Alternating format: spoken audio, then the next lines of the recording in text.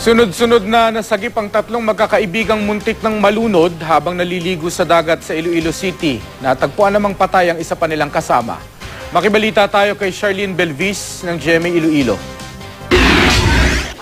Pakolbon! Sa cellphone video ng isang residente sa Arevalo District, Iloilo City, makikita ang mga nagkakagulong tao habang binubuhat ng ilang lalaki ang isang babae. Muntik daw malunod ang 18 taong gulang na si Bea Eunice Valientes habang naliligo sa dagat. Kita ko, gimpigda na to nilang bata sa ano. Pero conscious ng bata. Bye, ang una to bye. Take yun conscious ha. Pagtapos siya conscious, tiging nabalang ko yung sa kalaki itong alsaw namon. Para i-reach na lang kung may backup ng mga salakyan para makarga. Nailigtas ang biktima. Ilang minuto matapos nito, nasagip din ang isang lalaking muntik ding malunod. Nakilala siyang si Ruben Rasote, 20 taong gulang.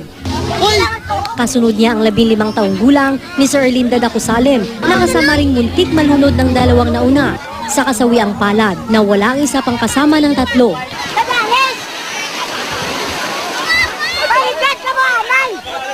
Nakitang wala ng buhay ang 15 taong gulang na Sir Erwin Roy Valientes matapos ang 1 oras. Nan ko lang sa isang tiil ko bala. Ang iya tiil guro ga matamat na pababaw. Nasa gidan sa isang tiil ko, ang mutoging kaptan ko, siya gid tiil ko kita. Idineklarang dead on arrival sa ospital ang huling biktima. Ayon sa mga otoridad, magkakasamang naligo sa dagat ang 4. Posibleng napadpad daw sila sa malalim na bahagi ng dagat nang hindi nila namamalayan. Maging ang 3 nakaligtas, hindi raw maipaliwanag ang kanilang sinapit. Ayon naman sa mga residente sa lugar, ilang beses nang may nalunod doon. Kadilado na ni baybay mo, hindi mo paktan. Payo ng mga otoridad, mag-ingat sa pagligo sa dagat. Huwag na ring tangkain pang magpakalayo sa baybayin, lalo na kung hindi marunong lumangoy.